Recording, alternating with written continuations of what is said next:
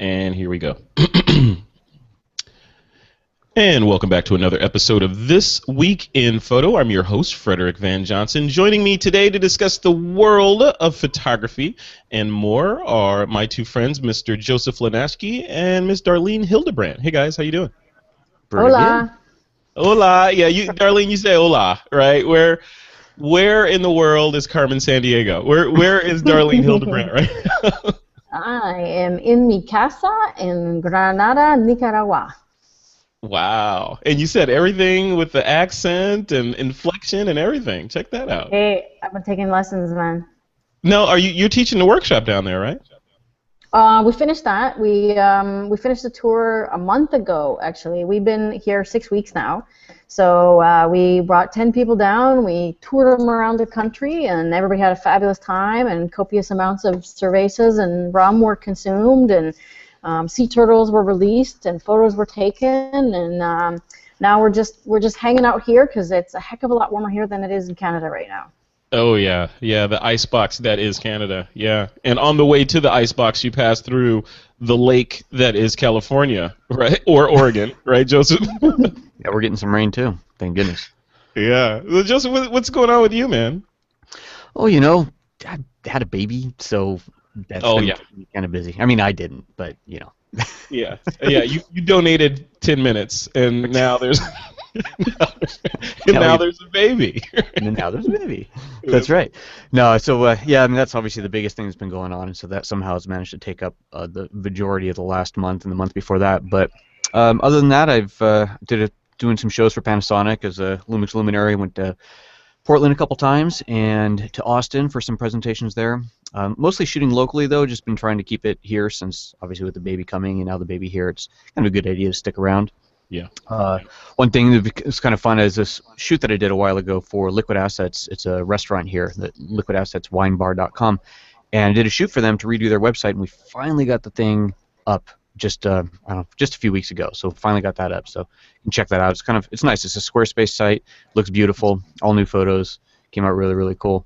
That's cool. And you know what? I was driving the other day listening to my playlist of new podcasts, and Chris Fenwick is in there with his Final Cut Pro Grill or FCPX Grill podcast. And guess whose voice I heard on there? I heard both of you guys chatting away about this project you have. 4K you're pumping into Instagram. Why not? Because you can. But Darlene's like, what? What are you talking 4K about? what? Yeah. Instagram. It's awesome. Now that whole experience is so funny for her because you called me to ask me some question about Final Cut. I'm like, don't ask me. Talk to Fenwick. You call Fenwick. He puts you on the air. Next thing that he's calling me to put me on the air. This is awesome. Yeah. And it was like, I mean, because both of you guys are my friends. It was like listening to friends but I couldn't interject. So cool, man. Well, welcome back. Well, where's that at? That 4K project. Is it online yet? Not yet. I don't know why they haven't posted it yet. It's just a local little kind of used clothing, vintage clothing shop.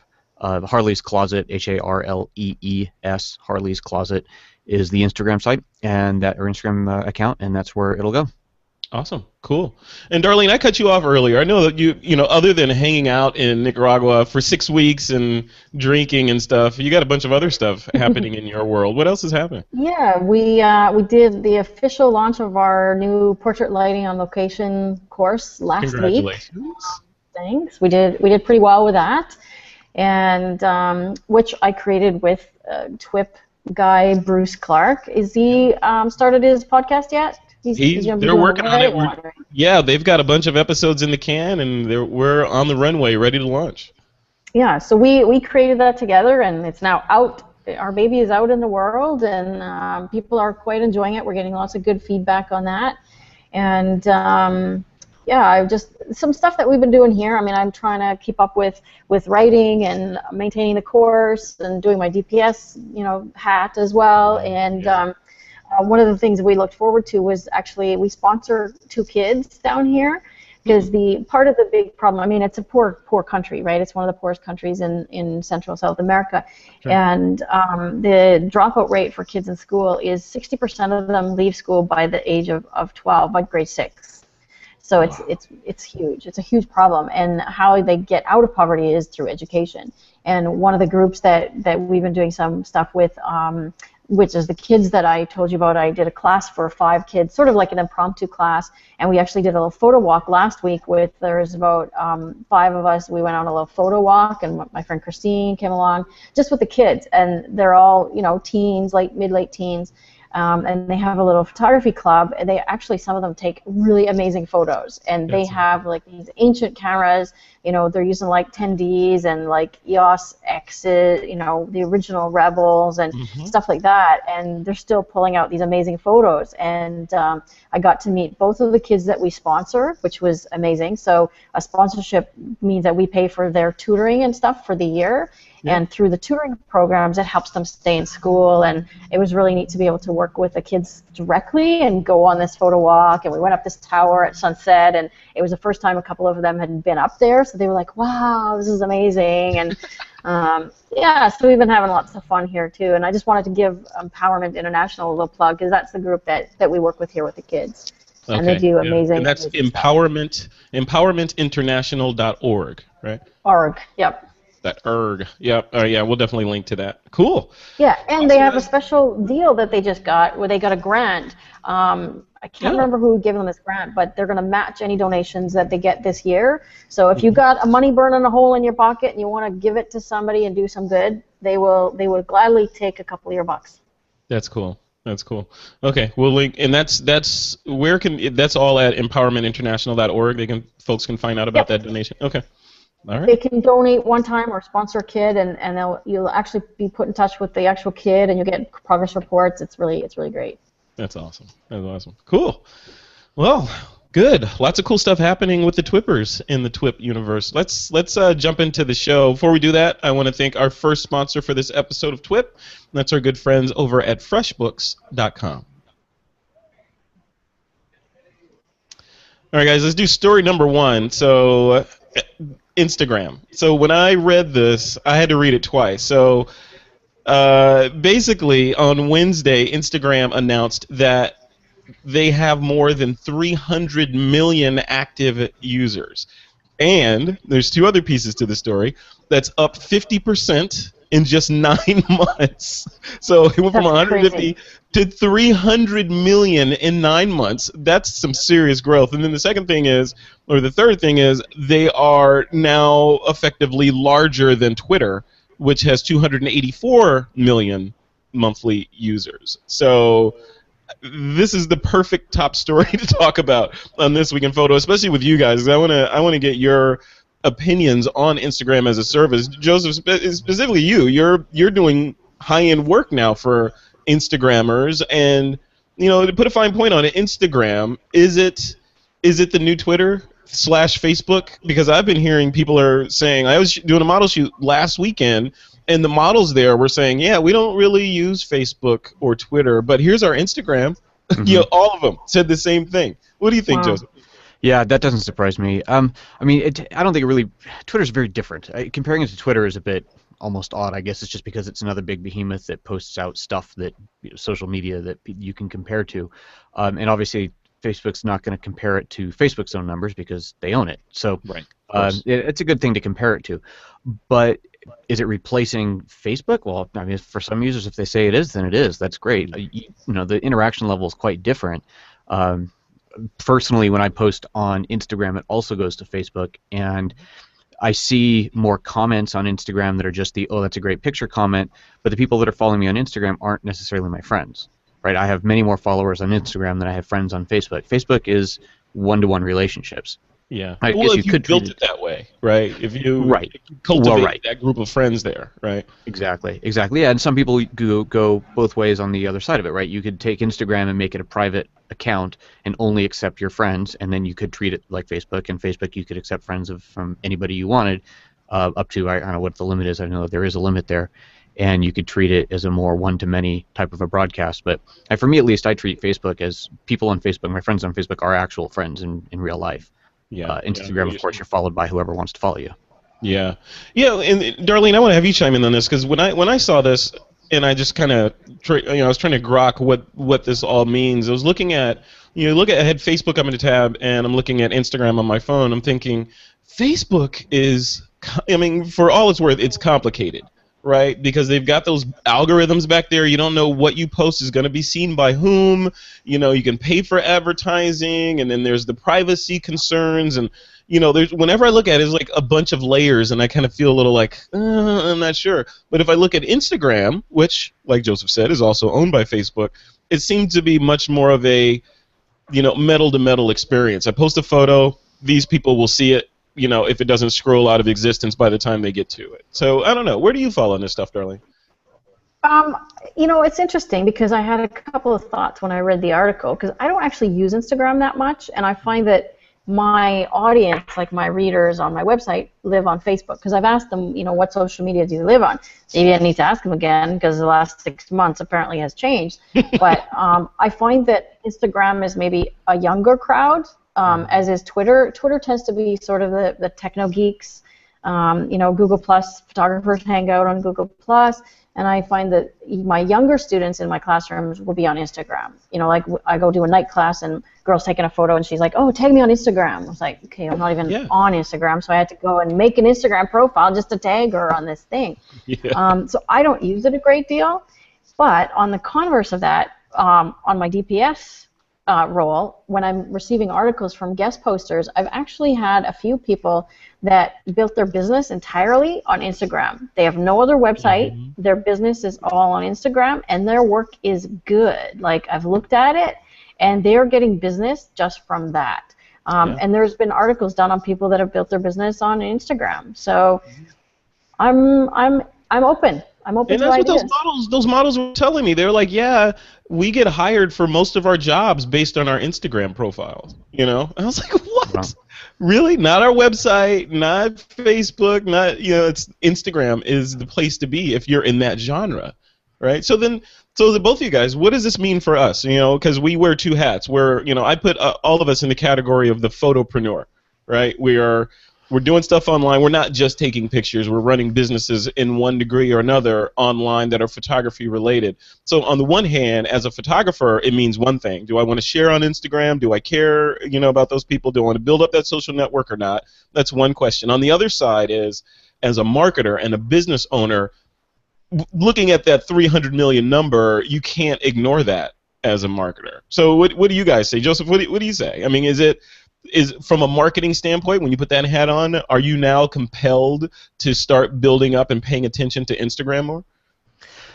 Yeah, I think that's a fair statement. You're compelled to stay up on any social media that's out there. Anything that comes up, you got to at least look at it, pay attention to it, grab an account while you can under the name that you want, and see what happens.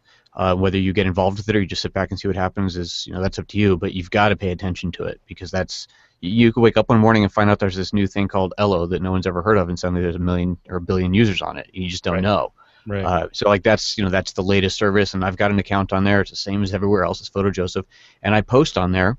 I have like 2 friends on there, right? It's almost nobody following, but you never know when that's going to blow up. And I post the same content there. I mean, I'm not going to take the time to post different content on every different social media. It's just too much. I've got other work to do. But I will post. I do this daily photo, this Photo Joseph's Week of series, and every week I have a different theme, and every day of the week I post a different photo along that theme.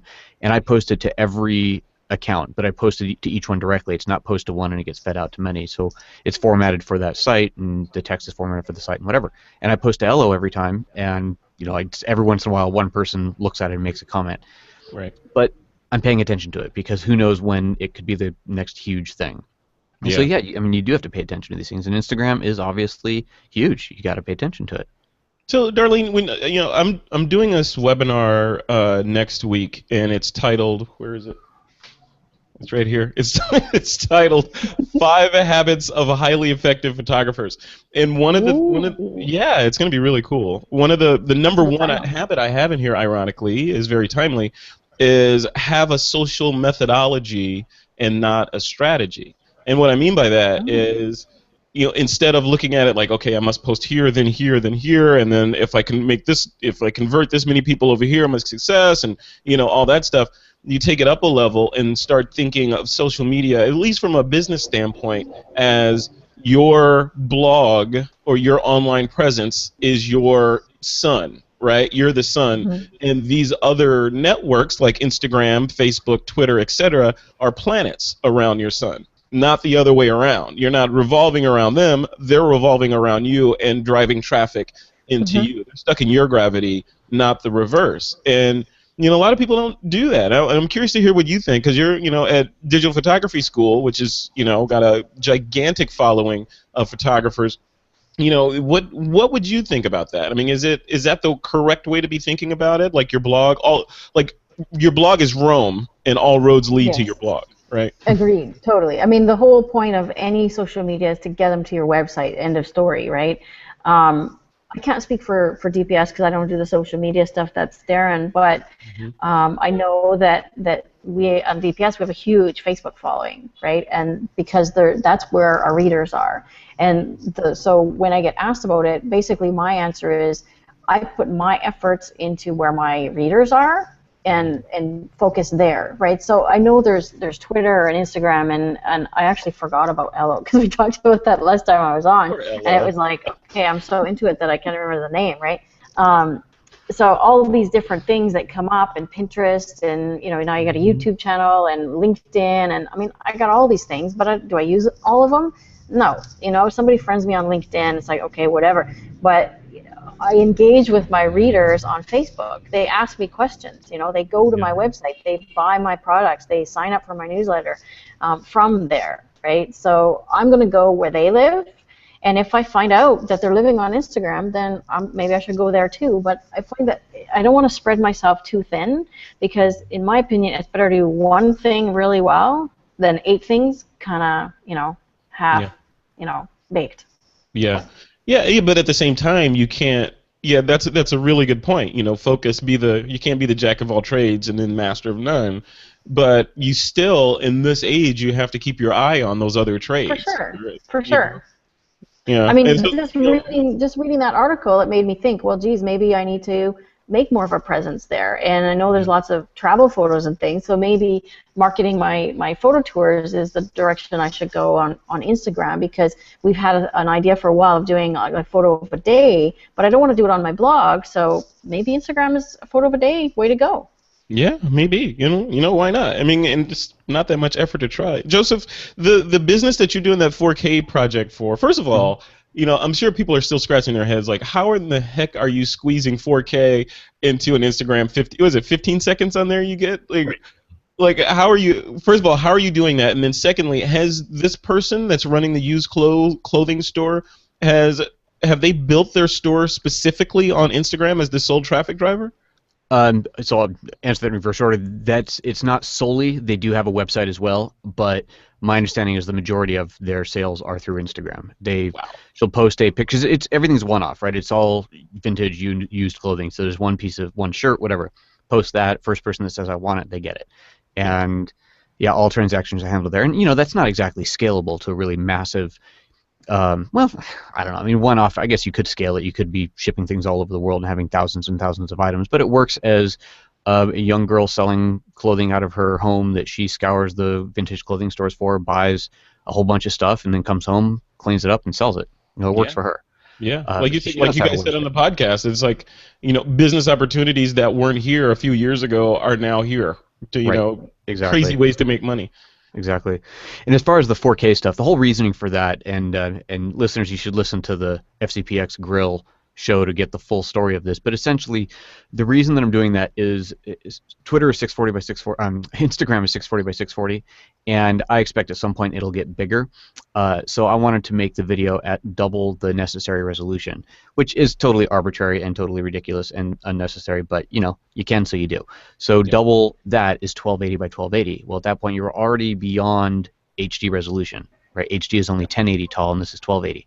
So that was part of the reason behind it. And then the main reason for shooting the 4K versus just HD, even if I was doing 640 by 640, was so that I had room to push in. So if the shoot that we did, we were in a public place, just in a cafe. a bunch of girls dressed up in a variety of their clothing, and we were just shooting video of the girls having coffee together. And I'm, to some degree, I'm able to zoom in and move the camera in closer to get in on certain elements of whatever they're wearing. But with 4K, I can really push into the shot without losing any quality and zoom in on the cuff of the sweater, the necklace around her neck, the earrings she's wearing, whatever it may be, and just highlight that without having to get really heavy on, okay, let's change lenses, let's get really close, let's make a big deal out of this, because we're in a public place, we don't want to make a big deal of it. We just sit across from the table from each other, shoot a bunch of video, and then I can pull that together into something that's pretty cool. Yeah, yeah. That's interesting. And to both of you guys, Darlene, have you chime in on this too, because you said a lot of many of your audience are on Facebook, right? And there's a couple things on Facebook that I've noticed. A is they really want, like when we're talking video, like Joseph was just talking about with that project, when you're talking video, Facebook wants you to upload video directly to Facebook, not put it on YouTube and link it, and they've made it clear that, hey, it will get more play if you upload it directly to Facebook versus linking to it from YouTube. But when you upload it to Facebook, they have like this compression algorithm that's comprised of monkeys with dull sledgehammers that kill your video and smash it into mashed potatoes, So then there's that. So you got to make the decision. Okay, I have the audience there, but if I put video up there, it's gonna look like crap. So I'll put it on YouTube and link to it and take the hit. But then on Twitter, you've got Vine.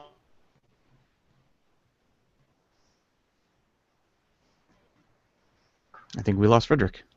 Uh-oh. Uh-oh. Thought maybe it was my internet. Oh. Frederick, come back. This will be fun. He's going to have to edit. I don't think I've ever had that. Actually, you know what? That happened the other day last time I was recording. Oh, really? Frederick! And then we had two Frederick. Oh, I'm still here. Hang on. There you are. He's back. I'm here. Did that question come through at all? No, you were frozen. No. I was ranting, man. Oh man! No, I was the Google Plus Auto Anti-Rant filter. Yeah, I mentioned Vine, Instagram, and all that in one sentence, so I'd like freeze, edit. Yeah. No, I was saying, so if you're gonna post, if you have to pick a place to post, Facebook will crush your video. So you can go on Instagram, but if you have followers on Facebook, it makes more sense to put it there. And then there's Vine that you have to consider that all the kids are raging about now. So Darlene, if you're going to post a video online, where do you post it? I post mine on YouTube and share it.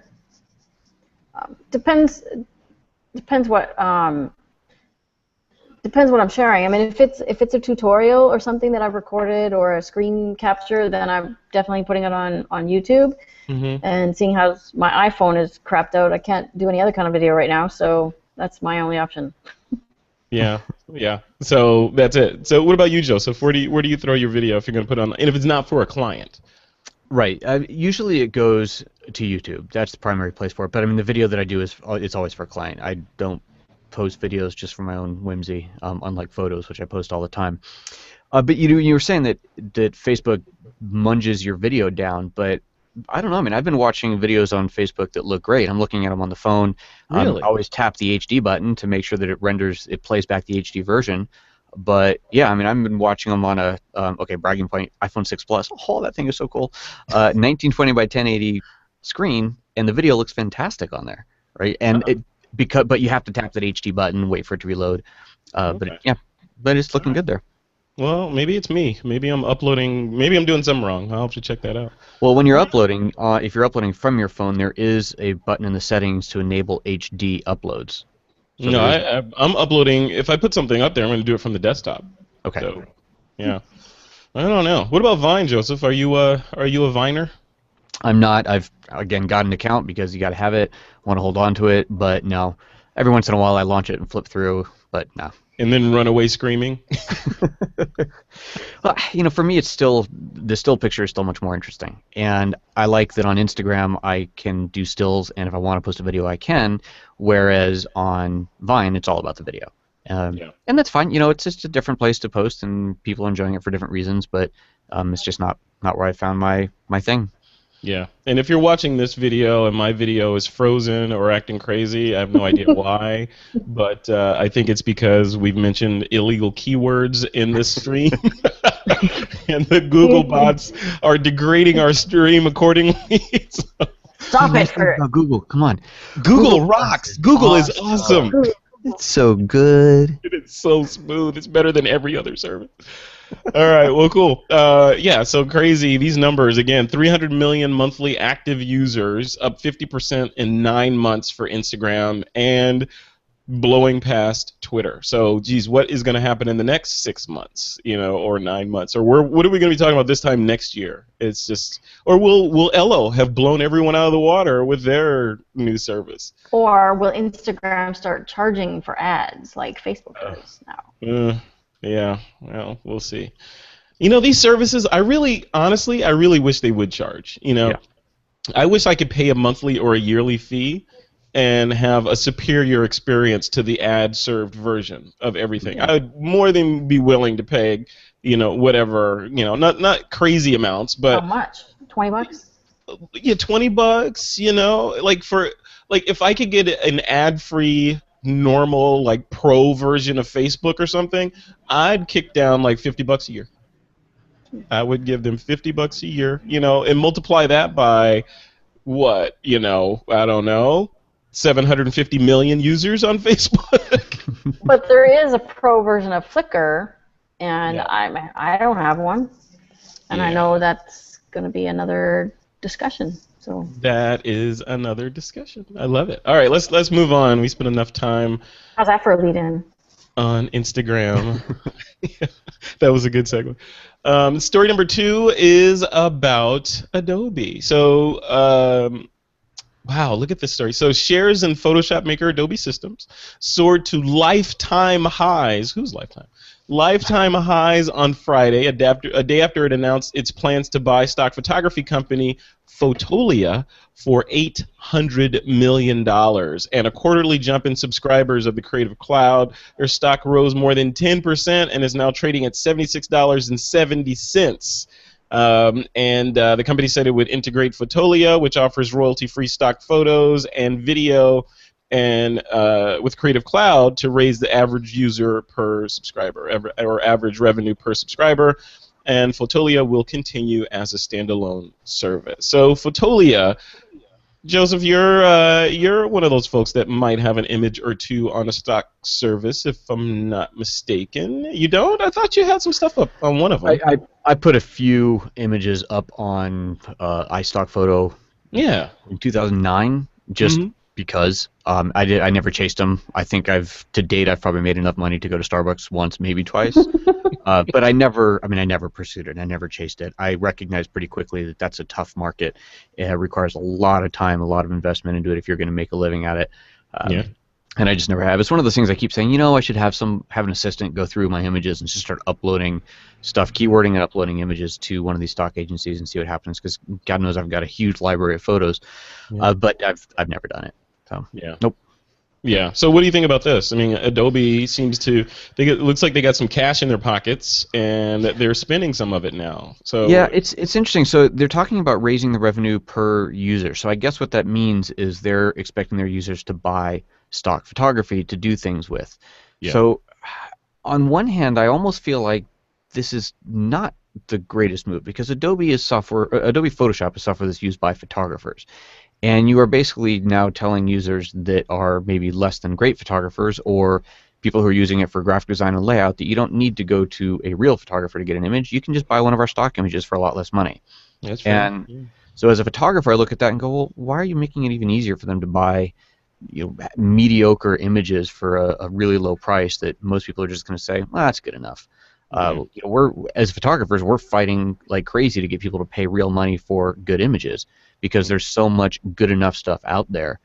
This just makes it even harder. So I don't know. That doesn't impress me that Adobe is doing that. I get it when Squarespace did that, right? Squarespace with Squarespace 7, you have access to their is it Getty, or I don't remember which one of the stock agencies. You can buy it licensed directly within the app, and that's cool. I get that. That's for bloggers and so on that need to have images. But this is an image making company. I don't really understand this angle. Yeah, or maybe part of the angle will be to maybe streamline the process for content creators to submit imagery into the Fotolia library. Maybe that's I don't know. I'm stretching. I have no inside information. Darlene, do you play around with stock at all? I'm kind of in the same camp as Joseph because I dabbled years ago, and then I came to the same conclusion he did: is that if you want to make any money, you got to do it full time. Mm-hmm. I mean, I don't know if you guys know who Daryl Benson is. Like, he's a friend of mine, and you know, big stock photographer from 20 plus years ago. And I mean, he'll tell you that the industry, the bottom dropped out. You know, when stuff went royalty free, guys that were making six-figure incomes in stock lost 2/3 of their income, like overnight, with the same images. You know, pretty much all the stock agencies are owned by either Getty or Corvus or now Adobe, apparently. So there's not a lot of small guys out there anymore, and if you are a small guy, it's hard to compete. So I personally have bought stock images. Like, I've used them in my course, actually, in some of our notes. You know, like I needed a picture of a filter on a white background. Okay, it's easier for me to go, you know, pay a few bucks for it and get a picture of a filter on a white background than for me to set up a whole bunch of stuff in my house and do that. So I see both sides of it. You know, there's definitely benefit to having it there. I've worked with graphic artists where, you know, we've had to make graphics and things for our courses and stuff, and there are benefits to having access to libraries of things. And we have to keep in mind that stock agencies also have illustrations too, not just photos. And they have videos and vector graphics and all that other stuff. And I think that the majority, if we looked at, I would actually be curious to see what the percentage is that use Photoshop photographers versus graphic artists or professionals. Because I think that photographers are actually a smaller percentage than the graphic side of it. You think? I would say. I mean, Photoshop was created for graphic artists, and we started using it. You know, I mean, I've been using Photoshop since version 2, like not CS2, like version 2, right? Mm-hmm. I scanned my negatives and put it into Photoshop way back when. So it's a program that, and I tell my students this in my class when I teach Lightroom, because Lightroom was designed for photographers. It's made for us, right? And it doesn't do everything because you don't have layers and masking and all that other stuff. But I still believe that Photoshop was designed from the ground up for graphic artists, and I'm still going to say that that's the majority of who uses it. Like, I know InDesign is popular as well with graphic artists, but it would be interesting to know. I've never seen any stats on that. Yeah, it would be interesting. I mean, since they sell everything now for the most part as a suite, it'd be probably harder to guess that, because most people who have Photoshop are also going to have Illustrator and InDesign and Premiere and everything else. Yeah, I don't know. I use it. I've been using Photoshop since version 1.0. It's just it goes way, way back into the dark ages, and always for photo-based stuff. I mean, I use it for illustration things as well, but its primary source for me has been photography. Yeah. And for me, ever since Lightroom came out, like, I've been on Lightroom since 0.08 beta tester, and I'm Lightroom 95% of what I do, you know. But I'm also not doing what I used to, which would be, you know, if I was doing commercial stuff or more heavy-duty portrait stuff, I would probably use Photoshop more. But 95% of what I do is Lightroom. And for most of the people that, you know, I teach and people that come on my tours and my classrooms and stuff, they're Lightroom, and it's much more user-friendly interface for them. Sure. Yeah, it's interesting. I mean, Darlene, you pointed out that you use some stock in your course. We use stock on This Week in Photo all the time because it's a weekly show that it would be impractical to try to go out every week to do original photography to illustrate the topics that we just found out about that week, you know. So, you know, and do that 52 weeks out of the year. So stock fills that need nicely. But, you know, I'll tell you, a couple of years ago, we were using Creative Commons images on the site, and we just, you know, we wanted to, not that Creative Commons images aren't good, but we were having trouble finding the right image consistently of the right quality to go on the site every single time. Whereas with stock, you know, the images largely are already curated and they're of a certain quality when you get up there. So, you know, which leads me into our next story, number 3, which is about Flickr. Can I just add something about the stock thing before go for we move on? Here, I'll change my hats for a second. There we go. So change my hat now. So it's interesting because over on DPS we use Creative Commons images as well. Like I'll get people writing an article about business practices, for example, and they're not necessarily a photographer, but they're a business expert.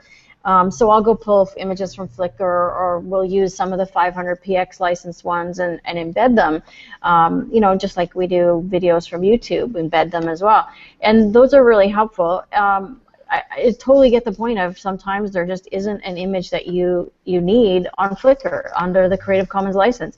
But what does surprise me, is you'll be shocked by this, is the number of guest submissions that I get to DPS with people that send me an article with just random images pulled from the internet. And we're talking, these are photographers. I am not kidding. They send me images that they've pulled from the internet or images that they've pulled from Flickr that are copyright, they're not CC licensed, and they submit that to me, and I say, are these your images? No. Then I need to see where these came from. And if they can't show me where they came from, I can't use your images and I can't use the article. And it's shocking how many I get like that. Well, that they just failed the Darwin test, to get on DPS. I mean, totally. come on, do the right thing, people. So, this next story, here, let me read the blurb that Bruce put in here. He says, Flickr, a site that sometimes seems like the punching bag of the photo community, is again taking heat from photographers, this time over their recent announcement that people can select from millions of Creative Commons licensed photographs to buy as wall art. Once again, they're selling Creative Commons licensed photographs that people can then buy as wall art. So the photos are being sold for profit, but none of that profit will go to the photographer who took the shots, and some of these photographers are speaking up in calling this an injustice. So, friend of the show, Thomas Hawk, who's been on TWiP several times, shared some of his thoughts on his popular blog, and we'll link to that. And he basically pointed out that, if you look at it, Flickr really isn't doing anything wrong. Quote, if you're going to license your photos Creative Commons with no restriction, then you ought to be prepared for this type of use. If it's not Flickr selling them, anyone else can legally. If you're uncomfortable with this idea, then you should not use Creative Commons without any sort of restriction. If you like the idea of Creative Commons but are uncomfortable with the commercial use without being compensated, then consider changing your license to Creative Commons non-commercial, like I licensed mine, end quote. So, again, so folks that are upset at Flickr are basically saying, hey, I said you could use this however I want to use it, or however you want to use it, but since you're Flickr and you got a lot of money, don't be selling my stuff. Joseph, what do you think of Thomas's comments, and what do you think of Flickr's move here? Well, it's what he's saying is accurate, right? That's the rules. You set it up. You chose to license or to not license your pictures, to put the Creative Commons on there, and that's the way it is. If you read the license, then you would understand that that's what you are setting yourself up for. But that doesn't make it right. Just because it's legal doesn't make it right. And the last line of the notes here, it says that Flickr may not be breaking your rules, but it's also probably a bad PR move for them, and I think it is. It just makes them look bad. But apparently big companies can survive that. How many times has Facebook done things that just make them look absolutely terrible, but they don't seem to see any dip in users? People just forget about it and move on. So people will complain and piss and moan about it, and a couple of people will go on and check their images and possibly change their licensing on there, change it to the Creative Commons non-commercial. But I'm sure most people will just complain about it and not even look to see if it's affecting them at all. Yeah, it's kind of like you said, when Facebook does stuff like this, it's kind of like the person in traffic that cuts you off, and they know they cut you off, and you make eye contact with them, and they smile, and keep going. I cut you off, but hey, how you doing? They have a gesture for that here in Nicaragua. There's a universal, worldwide gesture for that. Oh no, it's way more serious than that, and I'm not gonna demonstrate it. Okay, can you do an illustration? Do some stock photography of it, and we'll put it in the post. I'll draw a stick figure. License it Creative Commons. I would actually like to see what images Flickr has decided are good enough to print and sell, that the photographer was good enough to make an image that good, but not clever enough to license it non-commercial. Right.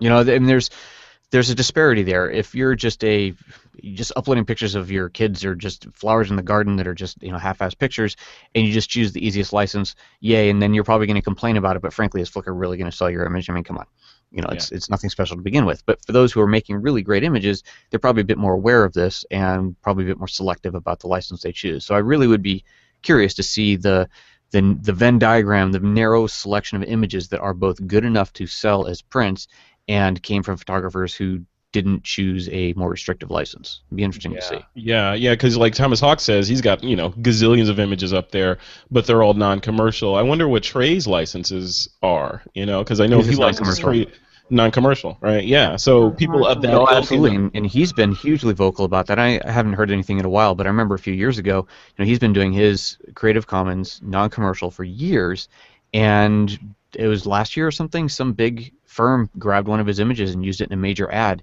and he was taken care of. He had to go back to that after them, but he won, of course. There you go, cha-ching. Can't do that. So what about you guys, both of you? Creative Commons non-commercial or just Creative Commons and do with it what you will? Darlene, what do you think? I don't put a lot of stuff on Flickr, and generally when I do, I've put it up as Creative Commons. But yeah, I mean, I'm hesitant to thinking about changing them all. Like I said, I don't use it a whole great deal. Mostly it's for communicating with students and people that are doing my courses. We have private Flickr groups and things like that. But I went to the page as Joseph was talking, and I'm looking through the images under their curated collections, and there's a lot of great images here. But I mean, wasn't there a stink a while ago, like maybe a year ago, when the new CEO of Flickr said something, kind of off the cuff that really went the wrong way? It was something about, you don't need a real photographer. You can just, take the photos yourself or something. And that sounds vaguely familiar. That went bad really quickly. But then again, like everybody's forgotten about it, like you said, right? And I think there's a lot to that. But interesting, again, on the other side, in my DPS hat, I get to see a lot of things, right? And every week on DPS we do a collection of images, and I just go, typically, I've been pulling them from Flickr, and we actually were, I was on the podcast with Evgeny, and he said, hey, you guys should be using 500px images. So we talked off the show, and he's said this is how you do it, and you pull the embed code. So basically, if you're on 500px and you search for 500px license, you can pull the embed code and put it on your website. And I've looked through their terms of service. It's absolutely correct. I've checked with him. It's absolutely correct. We're using it correct. And yet we still have people complain that you've taken my images incorrectly. You owe me $50 or whatever it is. Wow. On DPS. Yeah. And I just take their images off, and I say, I'm sorry if you don't want to be part of that. You might want to change your license, and you might want to go and read the rules to see what exactly you're allowing with that license. And it's interesting because just as a test, I uploaded a couple of pics to 500px, and they automatically default to their license. So you need to know that that's there. You need to know what that means, and you need to turn it off, right? So it's kind of buyer beware, right, or user beware. You need to know your Facebook, terms of service and privacy rules and all that stuff. You need to know Flickr, what license to pick. You need to read the rules. And when that 30-page thing comes up, maybe you don't want to read all of it, but you want to read the sections that are pertinent to what you're doing. But see, that's the thing. There was this documentary on Netflix that called, I think it was called Terms of Service, or Some Restrictions May Apply, or something like that. It's a documentary. And it was talking about YouTube and these companies like Facebook that have these terms of service. Even Apple was in there. These terms of service that, they put the terms of service between you and the juicy nugget of the software that you are trying to get to. And you're just like, it's like wrapping paper. You just want to get through the wrapping paper to get to the gift. Screw what was written on the wrapping paper. Just let me have the cool thing inside. And it's just an opt-in. You click and you opt in, and you've committed yourself and licensed your images or whatever at that point. So what's the solution to that? Yeah, obviously the onus is on the user to read that, and legally all the entity has to do is put it in front of you and tell you to read it, and they're absolved of any wrongdoing. But in reality, nobody wants to read that stuff, and we're lazy. We're going to read volumes of stuff to find if they put a comma instead of a period at the end of that, thus changing the whole meaning, and now I gave the rights to my firstborn away, So Right. how do you, and Joseph, I know you can grok that. So what does that mean though? How do you reconcile that? Well, you definitely have to pay attention and decide what's okay with you. I'm looking at 500px right now, and not only is 500px the default license, all the other available licenses are basically Creative Commons. There is no copyright license, at least that I'm seeing, from when you upload. Now, I know that you can make your photo private, which I'm not sure if that means only your friends can see it. I'm not sure how that really works. I'm not really a super big 500px user, but there is no copyright license to put on there. Oh. All right, we'll have to get Evgeny on here to straighten that stuff out. There you go. To write the copy wrong. Well, and like I said, when we had somebody, raise a complaint with us, and we actually got in a good discussion with the person, and we suggested that they write an article for us.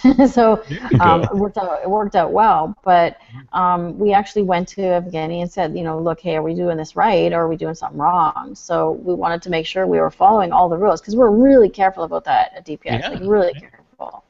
Of course. I'm looking on Flickr right now. I'm looking for Trey's images. Is he under stuck in customs, or what is he under? Probably stuck in customs. Sure. Yeah. And just for the record, compared to Flickr does have a full copyright. That's I don't know if that's the default or if it's just what I have my default set to, but it's set to when I upload an image, right away it says none, all rights reserved. So that's full copyright. Okay. Well, I guess bottom line is pay attention, folks. It may take you an extra 15, 20 minutes to kind of scrub through it, but scrub through it. And if you don't agree, then don't sign it and walk away. Which might be easier said than done if there's a juicy new service there that you want to sign up for.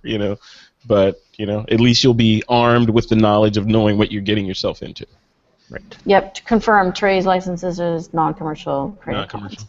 All right. Non-commercial is looks like that's the standard MO, or that's one of the habits of highly effective photographers is to go non-commercial. All right. Before we jump into the listener Q&A, I want to thank our next sponsor for this episode of TWiP, and that's our friends at lynda.com. All right, it's time for that listener Q&A, and today's question is, what mode should I shoot in? This is a big question. I know you guys get this a lot, especially since you're both educators. What mode should I shoot in? Aperture priority, shutter priority, manual, or program, or AKA professional? Darlene, what's the best mode? All cool kids say, hey, you're not a photographer unless you shoot in manual, and some of them say, I shoot everything in aperture priority and let the camera pick the shutter speed. What's right? What's right and what's wrong? So I teach them that there's appropriate modes for the subject matter, right? So I use aperture mode for most of the stuff. If I'm just walking around doing a photo walk or travel stuff, then I'm most often in aperture priority, or here in Nicaragua, apertura. And if you're shooting something that's moving, like if you want to do panning or something like that, then I switch to shutter priority. Where I want to control my shutter speed. If I'm shooting on a tripod, I'm almost always in manual, and that has to do with I want to control the exposure and lock it down. And if I'm on a tripod, I usually have the time to take my time and make sure I get the exposure right. But having said all of that, I also tell people that if you're a beginner, if you want to get a shot and there's something coming down the street, of marching band, like what happens here practically every day, and you get flustered if you're in a hurry, stick it on program, stick it on auto. There's no shame in doing that if you're going to get the shot versus trying to fumble around in manual and miss it completely. So I think there's baby steps. Eventually everybody wants to move to the other side of the dial where there's the more manual settings. That's kind of where you have control of your images and you're going to be able to make them look how you want. But there's no shame in going to auto if you need to. Yeah, it's like driving a car, man. Hey, no shame in automatic And if you know how to shoot in manual or know how to drive in manual, you'll have much more control over the vehicle, but you can still get to where you're going in automatic. Joseph, you know, I feel like you and I had this conversation a long time ago, and you said, was it you that told me that real photographers shoot in manual? I think it was you. I want to No. say it was you. Like, no, it was Egan. It was our friend Egan Schultz told me that. Egan. Egan told me that. Real photographers shoot manual. So what do you think about this? Because I know you shoot with some newfangled cameras. You know, like your GH4 that shoots 4K has a intelligent auto mode on there, and you can do all kinds of cool stuff. Are you, as a pro photographer that shot, you know, musicians like Seal and car campaigns for, you know, these German car companies and all that, do you stay away from P? Or, in other words, what mode do you find yourself in? Well, for me, it's exactly what Darlene said. You know, most of the time, street photography, just average everyday shooting, it's aperture priority because it's the depth of field that I want to control. Mm-hmm. If there's some type of moving subject that I want to either freeze or specifically blur, then it's going to go into shutter priority. Mm-hmm. And for those oh crap moments, or if I'm handing the camera over to someone, I may flip it into the program. Yeah. And tripod or in the studio, it's always full manual in the studio because that's just what it needs to be in. So it's exactly what Darlene said. I think that the thing to pass on to people who are trying to learn photography and try to figure this out is to not just stick it in a mode and forget about it, but it's to take advantage of that mode to understand the relationship between aperture and shutter speed and ISO. And the more you understand the relationship between the three, then the more you're going to understand why you want to be in any particular mode at any particular time. Yeah. Why you want to choose f4 versus f11, why you want to choose a 30th versus 250th of a second. Those are all very important things to understand if you want to have control over your photography, and using these semi-automatic modes is the best way to really get that. And I'll even go one step further on that. I've told people before, if you're really just totally new, you really just don't get it at all, most modern DSLRs or mirrorless cameras have these super auto modes that are kind of like a night mode or sports mode or a snowy day mode or day at the beach mode and those sort of things. When you're in that situation, switch into that mode, take some pictures, and the pictures are probably going to turn out awesome because the camera is really, really smart these days. But then take the time to look at the settings that the camera chose. What ISO did it choose? What aperture did it choose? What shutter speed? Why? Once you understand the relationship and you start to see what the camera's choosing, you can make an informed, educated decision when it comes time to do it manually or to take more control over it. And then when you say, okay, well, I like what the camera did in the starry night mode when shooting the Las Vegas at night, but I really want it to do this instead. Well, if you understand the relationship, then you know how to do that, as opposed to just randomly spinning dials until you get the right result, which, you know, can work too. Yeah, let the camera teach you, right? Yeah, this is like basically the camera saying, "Hey, you know, dude, I know you know what you're doing, but this is how I would shoot this scene."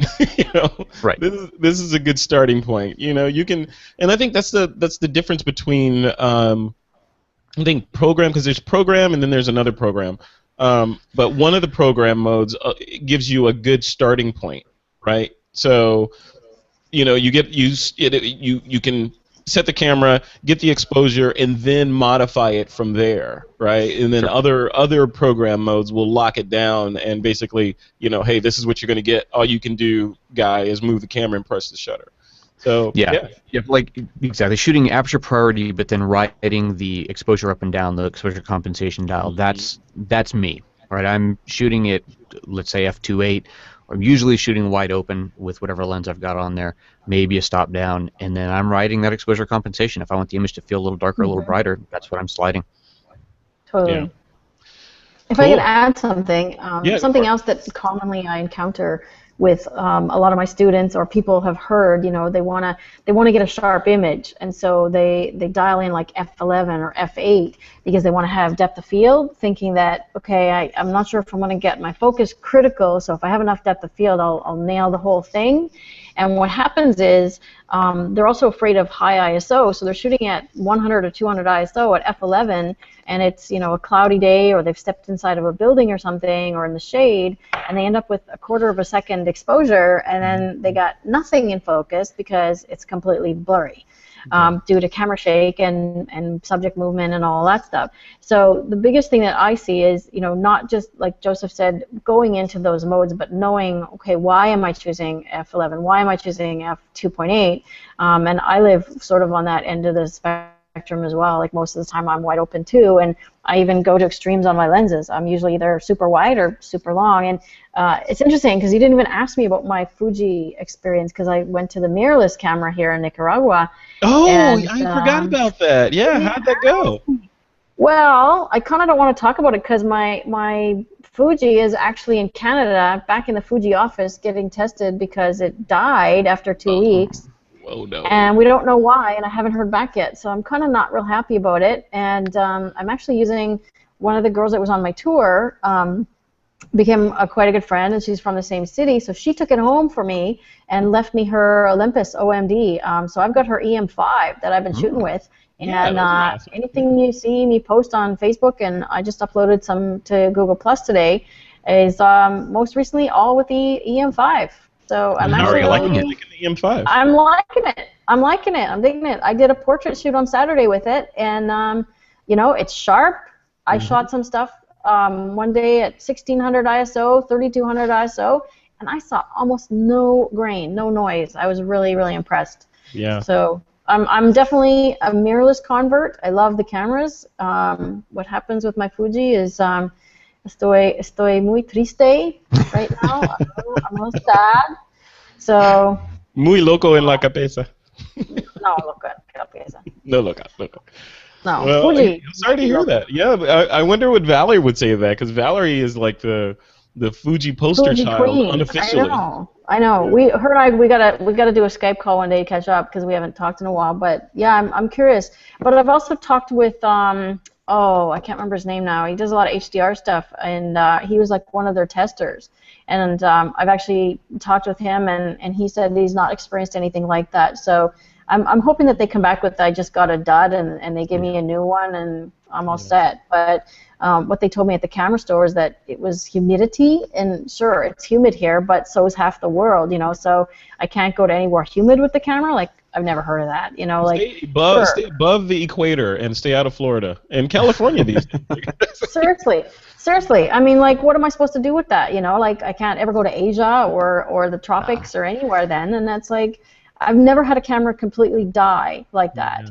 And literally, I'm sure it's just a bum unit, but we have to remember too that these cameras are computers. It's not like it's just a mechanical beast that runs film through it. These are very complicated, very complex devices that sometimes they fail. You get a bad unit, you get a bad computer, you get a bad iPad, you get a bad hard drive. I'm crossing my fingers, knock on wood, that it was just a dud, and I get a new one, and I'm good to go before Cuba. Yeah, I'm fairly confident you will, because that's the first time I've heard anything like that about Fuji. It's been. Maybe I'll tag like Fuji Canada when you post the podcast and have them listen to this, and maybe I'll get my issue resolved quicker, because they've had it 4 weeks already, and I'm kind of like, okay, what's the deal here?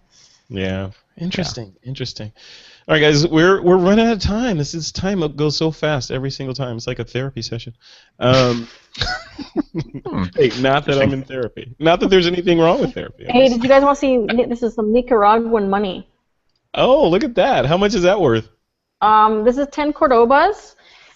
Here's a 20. Okay, so this is about 75 cents. Ow. Wow. Okay. Yeah. So if you go out for dinner, expect to spend. Well, I mean, it's not expensive, but you're regularly putting out like a $500 bill, or it feels like a lot of money because it's like 500 units. Right? I'd be a baller down there, man. I would just go cash in like $300 and just lay in it in my room. Yeah, you'd have a lot of money for $300. You're like, look at all this. I'm rich. But a beer is $1, and you can get, like a shot of rum for $1, and a mojito is $2, so it goes far. Now, is it safe to drink the water? Our roommates are drinking the water here in Grenada, and their water is supposed to be fairly good, but we're drinking filtered. Okay. And I'm sort of dealing with a bug right now, so I'm hoping I don't have a parasite. Yeah, it's not good. All right, I'll hurry up. No, it's not that. It's not that. All right, guys, let's do our pick of the week segment. Joseph, what is your pick? I'm looking at the notes here, and it looks pretty cool. But tell us about it.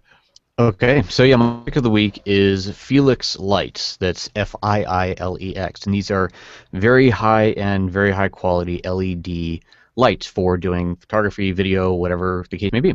And I first got introduced to these guys back at WPPI, and I walked by their stand. They're kind of a small stand, smaller company, and I was looking at their stuff. It looked really nice, and then they showed me the price tag, and I went, "Ah, God, you kidding me for LEDs?" But I came to quickly understand that good LEDs are something you have to pay good money for.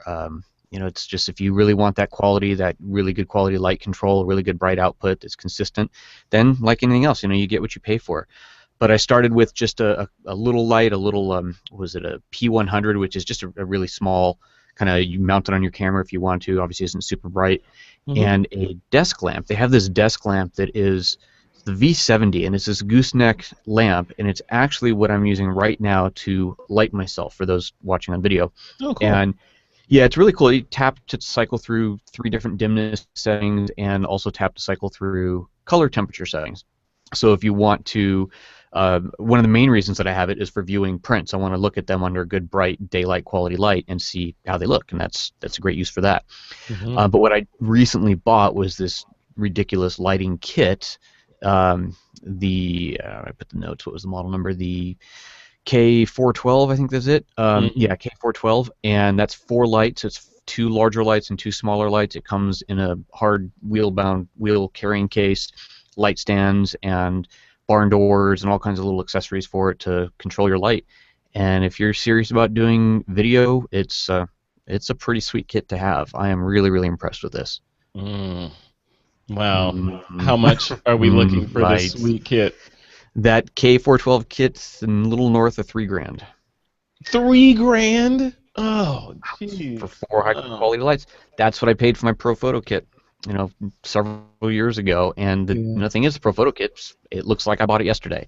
I beat the heck out of that stuff, use it all the time in the studio, use it out in the field, and it works as good as the day that I bought it. It's a tool. That's exactly what I expect out of this. Yeah, that's exactly what I expect out of this. It's a lot of money spent, but this is stuff that should last for a very, very long time. Yeah. True. So in the end, it's a wash, right? Because if you spread the cost over, let's say 10 years, then it's relatively cheap if it lasts that long. Right. Whereas if you bought cheap lights that cost $100, in about 3 months they disintegrate into nothing, right? Right, and cheap lights, it's not just about the fact that they disintegrate; it's about the quality of light that you get out of them. Yeah. That's why I love Pro Photos, right? You get a consistent quality of light. Those things are clean every single time. When you pop that light 10 times in a row, you get the exact same output 10 times in a row. You can't say that for lower quality lights. They change, and that's not good. When you're doing serious studio work, your light's changing on you. And that's the same thing here with the LEDs. You want a quality, consistent output. These, you can dial the color temperature between, 36 or 3,000 degrees and 5,600 degrees Kelvin, just a dial on the back. So, if you're trying to match it to an existing ambient light source, you can just dial the color temperature into what you want. Or if you want to be a little effecty about it, when I did this demo up at Pro Photo up in Portland a couple weeks ago, I brought that kit with me and set the camera to daylight balance, lit the subject with the daylight balanced light, and then on the background shone another light, but dialed it down to 3,000 or something, and it put this nice warm glow on the background, totally changed the color of the background.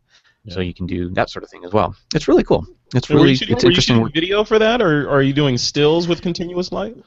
Both. That was it was kind of a demo of shooting 4K video, extracting still frames out of 4K video, so you can pull an 8 megapixel still frame out of a 4K video stream.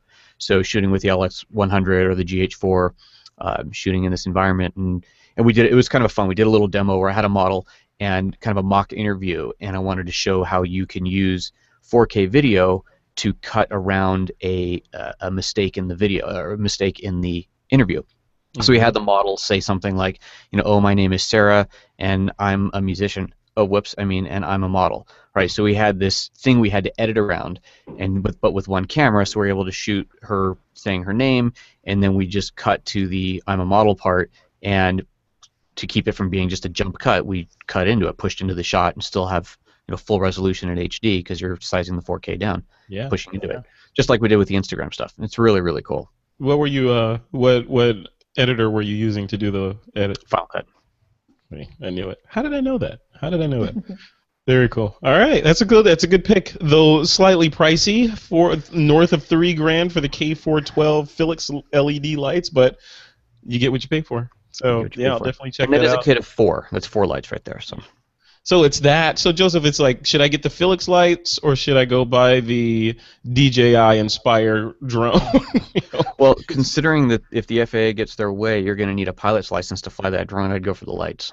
No, that's a whole nother story. All right, cool, man. Thanks a lot for that. Appreciate it. Absolutely. All right, Darlene, what is your pick of the week? This one looks interesting too. What you got going on? I seem to be the counter all the time because I don't know if these guys, whoever I'm opposite with, always seems to come up with something super expensive, and I always find like the bargain basement discount stuff. So I don't know if that's just by accident or fluke, or maybe I'm just... That's like, the universe at work. The universe seeks to keep everything in balance. Maybe I'm just a tightwad. I don't know. Okay, so obviously my pick is going to be DPS related because we got the 12 Days of Christmas going on right now. I saw that.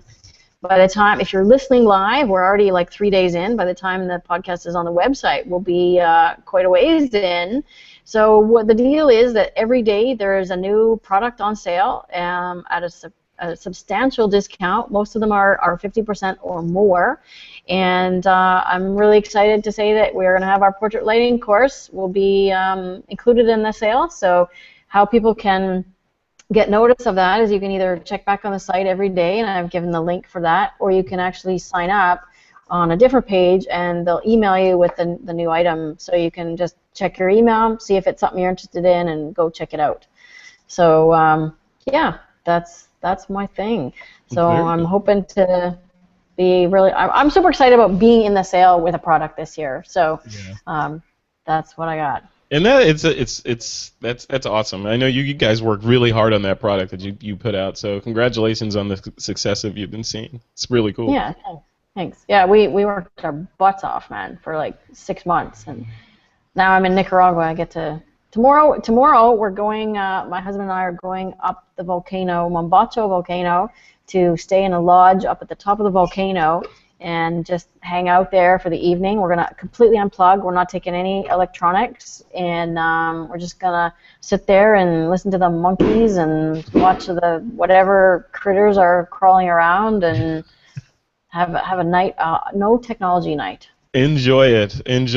I'm surrounded by technology 90% of my life. There will, however, be drinks. There will be beverages. What's that? Say that again? There will, however, be beverages. Bebidas. Oh, yeah. You need that. Especially to get through a night without technology. You kidding me? No, come on. I mean, you got to kick your feet up next to the volcano and sip a little. Come on. Yeah. There you go. Well, he'll probably smoke a cigar or something. I'm not going to do that.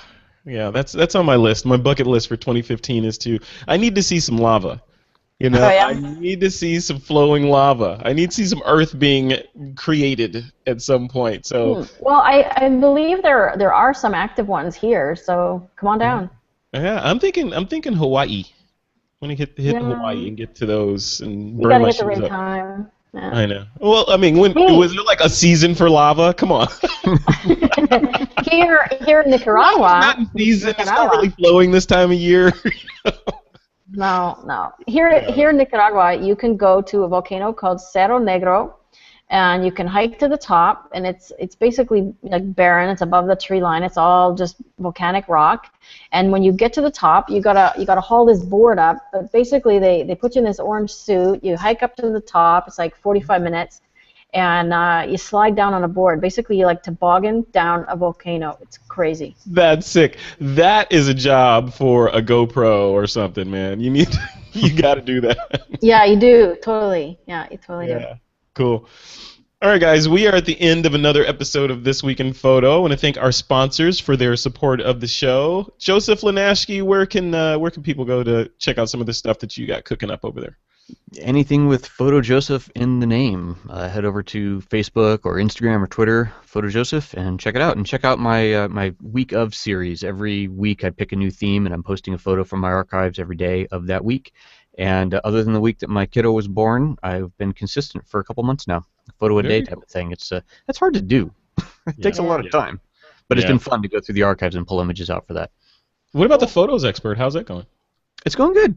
Yeah, absolutely. You know, the new Photos app for OS 10 isn't out yet, so we're in a bit of a limbo state. So still talking about Aperture and talking about some of the new stuff on iOS. But traffic is consistent.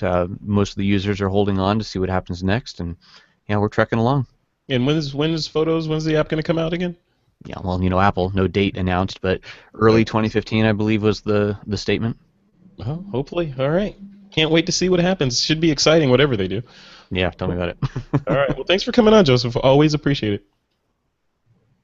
All right, Miss Darlene Hildebrandt, what about you? Where can people go to connect with you and see some of the stuff that you're working on and follow your exotic travels around the globe? Best place is digitalphotomentor.com. You can also find me on Facebook, Google+, Twitter. Show me in the notes. But best place is my website. That's where I got my current stuff happening. Not LO? You don't want to LO or Instagram? No. Not yet. Not yet. Let me think. No. Yeah, how about that? Hey, I learned the word today in Spanish for not so much. Tanto. Tanto. Not so much. What is it? Say it again. Tanto. Tanto. I thought that was the Lone Rangers. No tanto. No tanto. So tanto is much or a lot. No tanto is not so much. All right. No tanto. No tanto. No. All right. Well, cool. Thanks for coming on, Darlene. Always a pleasure having you counterbalance the expensive suggestions that the other guests give. Joseph We have to rate these $3,000 worth of LEDs. This product is a 3 Alex. Isn't that how that was supposed to go? Oh yeah. Like an Alex was what, $100 or something, or was it grand? It was a grand. I think it was a grand. Yeah. Yeah, it's a grand. Yeah. That was a three plus Alex. All right, guys. Listeners, be sure to visit our website at thisweekinphoto.com. There you'll find all of the This Week in Photo shows in the network, and you can subscribe to them at thisweekinphoto.com/subscribe. And with that, it is time to take that lens cap off.